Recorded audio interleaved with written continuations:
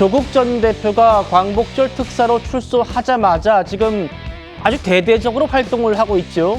그런데 민주당 의원들의 시선이 영 곱지만은 않다고 합니다.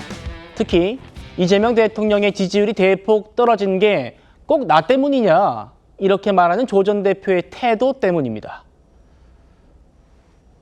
대통령 사면이 결정된 이후에 대통령 지지율이 조금 하락하는 형국인데 이번에 지지율 떨어진 게 저의 사면도 영향이 있었겠죠. 한 n분의 1 정도의 영향이라고 저는 보입니다. 그 외에 여러 가지 다른 사건이 있지 않았습니까?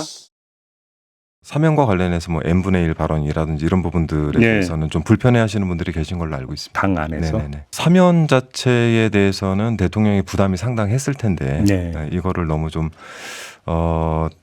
스스로 받아들일 때 뭐 이 부분을 좀 평가를 좀 박하게 하는 게 아니냐. 오늘 발표된 조사 보시죠. 역시 MBS 조사입니다.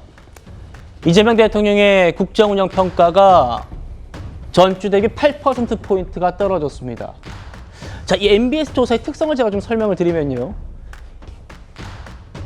4개의 여론조사 기관이 함께 공동으로 하는 조사인데 신뢰도가 굉장히 높다고 평가받습니다. 그렇기 때문에 특히나 이제 그런 이유가 보시죠. 62, 65, 64, 65. 이 평가가 이 급락이 극심하지 않다, 보수적이다라는 얘기가 나오는 평가를 받는 조사인데 이 조사에서 62, 65, 64, 65 이렇게 평양이 가다가 갑자기 지금 8%포인트나 떨어집니다. 물론 지지율 하락의 원인은 복합적인 이유가 있겠습니다만 이 기관에서는 광복절 특별 사면만 따로 조사를 한 번 더 했습니다. 보시죠. 광복절 특별 사면 적절했느냐? 했다란 답은 38%에 그치고 적절하지 않았다는 답이 54%에 달했습니다. 홍익표 대표님. 그런데도 나는 지지율 하락이 n분의 1이야 뭐 이렇게 지금 조국 대표가 얘기를 하고 다니니까 한준호 최고위원이 뭐 총대를 맨 것 같아요. 라디오 나와서 저렇게 말할 정도면은 민주당 내부에서 좀 뭔가 좀 불만이 많나 보죠? 글쎄요, 뭐 그거는 개인적인 문제이기 때문에 집단적으로 뭐 이 문제에 대해서 논의하고 있는 그런 상황은 아니라고 보입니다. 여러 가지로 지금 이제 불편한 것들도 있고요. 다만 조국 대표도 얘기한 걸 보면 자기 책임이 없는 건 아닌데 그런데 여러 가지 요인 중에 하나 아니냐 이렇게 얘기를 한 것 같아요. 실제로 여론조사에서 지금 하락 추이를 볼 때 복합적인 요인이 작용한 건 맞습니다. 8.15 사면을 포함해서 이춘석 의원의 이제 차명 계좌 관련 건, 그리고 특히 대주주 양도 기준과 관련된 여당 내의 약간 정책적 혼선, 이런 세 가지 등이 맞물리면서 전체적으로 하락 추세를 보인 것 같고요. 네. 그런 측면에서 뭐 8.15 특별 사면 때문에 많은 아니다 이렇게 얘기를 하면서 그게 n분의 1로 얘기를 한 것 같습니다. 어쨌든 그러나 다만 당내에서는 이런 얘기는 있겠죠. 대통령이 사실은 이재명 대통령이 이 상황을 예측하지 못했을까라는 거예요. 예측을 하고 어느 정도는 대통령 지지율이나 국정 지지율이나 민주당 지지율에 부정적인 영향을 미칠 수도 있지만 그럼에도 불구하고 사면이라는 대통령의 헌법적 권한을 활용해서 결단을 내린 거기 때문에 그런 부분에 대해서는 조금 더 이 조국혁신당에서 조금 그런 부분을 좀 헤아렸으면 어땠을까 하는 아쉬움을 아마 한준호 대표가 얘기한 것 같습니다. 예. 뭐 MBS 조사뿐만이 아닙니다. 뭐 한국갤럽 조사 그리고 리얼미터 조사 등에서도 이재명 대통령이 사면을 한 직후에 복합적인 요인이 있다고 합니다만 어쨌든 사면한 직후에 폭락한 건 맞거든요. 조국 전 대표는 뭐 아시는 것처럼 자신의 입시 비리 혐의, 그것도 형기의 절반도 채우지 않고 사면받았는데 거기에 대한 2030 세대의 실망, 분노에 대해서 이렇게 말해서 또 비판을 자초하기도 했습니다. 2019년부터 지금까지 일관되게 말씀드렸던 것인데 비판 제가 당연히 감수하고 있다. 또 왜 비판하실지 알고 있습니다. 법률적으로 제가 판결을 받았고 또 그다음에 대통령의 헌법적 권한 통해서 사면을 받았는데 그걸로 돌아가를 얘기를 하고 싶지는 않고요. 2030 세대가 저의 뜻이 무엇인지 알아주시길 바라고요. 한 번에 제가 뭐 몇 번의 사과를 한다고 2030이 마음을 열겠습니까? 제가 해야 될 역할이 뭔지를 해 나가다 보면 어느 순간 또 달라지지 않을까 생각하고 있습니다. 급하게 서두르지 않을 것입니다. 좀 적절치 않았다. 그런 생각이 들어요. 용서를 할지는 2030 세대가 판단할 일이지 조국 전 대표가 지뢰 마음 바뀌겠어? 이렇게 얘기하시는 문제는 아닌 것 같아요.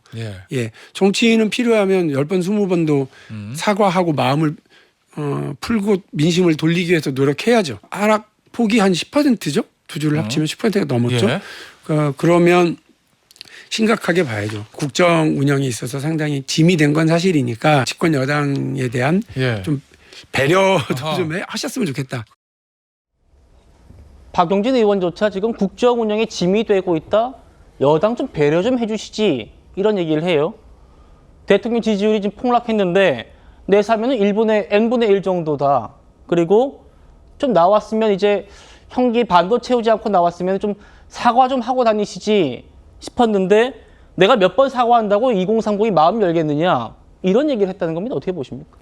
일단 이재명 대통령의 지지율 하락세가 굉장히 뚜렷하게 나타나고 있고 집권한 초기에 굉장히 급속도로 나타나고 있다라는 부분입니다. 그런데 그 날짜가 어쨌든 광복절 특별 사면과 맞물려 있기 때문에 그 부분에 대해서는 조국 전 장관도 책임을 느껴야 되고 이런 비판이 있을 걸 몰랐나라는 이재명 대통령에게도 이제 같이 그 책임이 지워지는 것 같습니다. 그런데 입시하고 입대에 있어서는 사회에서 정말 공정에 대한 요구가 굉장히 높지 않습니까? 근데 민주당에 어떻게 보면 콘크리트 지지층이라고 할 수 있는 2030 세대에서의 지지 철회가 저렇게 국정 지지율 하락에 굉장히 큰 영향을 주고 있습니다. 그렇기 때문에 조국 전 장관의 그런 폴트가 굉장히 큰 것 같은데요. 예.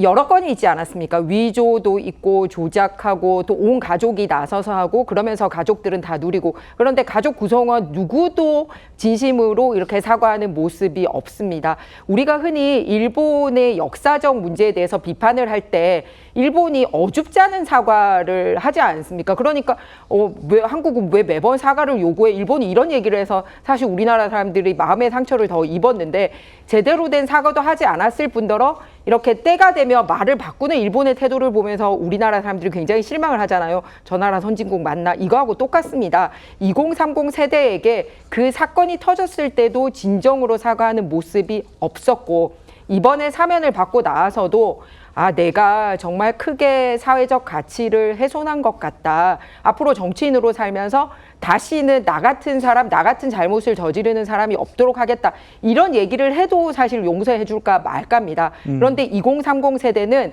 딱 그 조 전 장관의 그 아들, 딸들이 입시 비리를 할 때 그 순간 본인들도 그 입시 현장에 있었던 사람이기 때문에 그게 얼마만큼 불공정하고 잘못된 일인지를 그 자기들의 삶의 중요한 순간에 뼈저리게 느꼈던 세대입니다. 그렇기 때문에 누가 뭐 말로 이 사람이 잘못됐다라고 얘기를 해서 거기에 뭐 이렇게 기울여졌거나 이런 게 아니라 본인들이 입시 현장에서 굉장히 열패감을 느꼈던 그 사건이기 때문에 예. 더 진중하게 사과를 해야 되고 그러지 못하기 때문에 국정 전반에 이렇게 안 좋은 영향을 미치고 있는 것 같습니다.